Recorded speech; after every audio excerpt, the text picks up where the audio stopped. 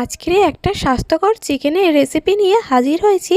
আর কালারটা যেমনই হোক বন্ধুরা, খেতে কিন্তু দুর্দান্ত হয়েছিল। আর এই রেসিপিটা খেলে কিন্তু চিকেনের তাহলে পেটও ঠান্ডা থাকবে আর মনটাও ঠান্ডা থাকবে। চিকেন খাওয়া হলো আর পেটটাও ঠিক থাকলো। তো আজকের আমি লাউ দিয়ে চিকেন বানাবো। তো চিকেনের বানানোর জন্য লাউটা প্রথমে কেটে ছাড়িয়ে পরিষ্কার করে নেবো। আর লাউটা কিন্তু আমি এখানে ঝিরিঝিরি করেই কেটে নিয়েছি। আর কচি লাউ দেখুন দানাও কিন্তু বসেনি। সাথে কিন্তু নিয়েছি আদা রসুন বাটা আর চিরা কাঁচা লঙ্কা, সাথে ধনেপাতা বাটা। যেহেতু স্বাস্থ্যকর বানাবো তাই এখানে আমি গুঁড়ো শুকনো লঙ্কা বা কোনো মশলা ব্যবহার করব না। তো এখানে প্রথমে আমি কড়াইতে কিছুটা পরিমাণে সর্ষের তেল দিয়েছি। একদম যতটা পারবেন অল্পই তেল দেবেন। তেলের মধ্যে আমি দিয়ে দিয়েছি অল্প পেঁয়াজ কুচি। তো পেঁয়াজটা অল্প একটু লাল করে ভাজা হয়ে যেতে এই যে চামচটা দেখালাম, এই চামচের ভর্তি করে 1 চামচ আমি কিন্তু নুন ব্যবহার করেছি তরকারিটার মধ্যে, আর কিন্তু নুন ব্যবহার করিনি। তারপরে আমি এখানে 500 গ্রাম চিকেন নিয়েছি। আর 500 গ্রাম চিকেনের জন্য ঠিক অতটা পরিমাণে নুন ব্যবহার করেছি। তো পেঁয়াজটার মধ্যে নুনটা দেওয়াতে পেঁয়াজটা খুব সহজেই মজে গেল। তো দেখুন বন্ধুরা, পেঁয়াজটা ভাজা হয়ে যেতে হালকা, তার মধ্যে দিয়ে দিলাম আদা রসুন বাটাটা। আদা রসুন বাটাটাও ভালো করে কষিয়ে নিয়েছি।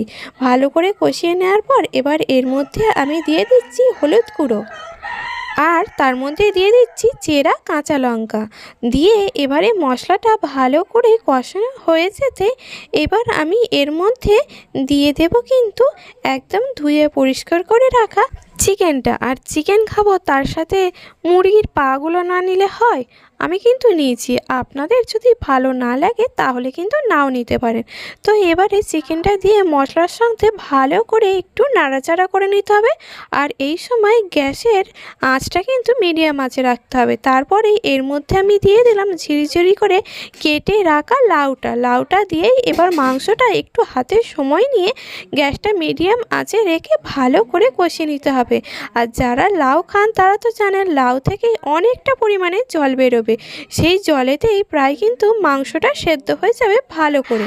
আর একটু ঢাকনা দিয়ে ঢেকে রাখলেই কতটা পরিমাণে জল বেরিয়েছে দেখুন লাউটা থেকে। সেই লাউটাতেই কিন্তু ভালো করে মজে যাচ্ছে মাংসটাও, কিন্তু লাউটাও দেখুন একদম কমে গেছে। এবারে কিন্তু আমি উষ্ণ একটু গরম জল দিয়ে দিলাম। আর গরম জল দিয়ে 5 মিনিট ফুটিয়ে নিলেই কিন্তু মাংসটা রান্না হয়ে যাবে। আর লাউয়ের জলে মাংসটা কিন্তু 80% সেদ্ধ হয়ে গেছে, তাই আমি অল্প একটুই গরম জল দিয়েছি।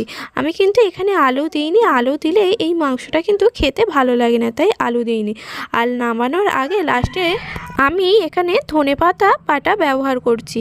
একটু বেশি পরিমাণে ধনেপাতা দিয়েছি যাতে কালারটা একটু সবুজ রং হয়, তাহলে ধনিয়া চিকেনের মতোই কালারটা হবে। আর এইভাবে একবার আপনারাও বানিয়ে দেখবেন, খেতে কিন্তু অসাধারণ।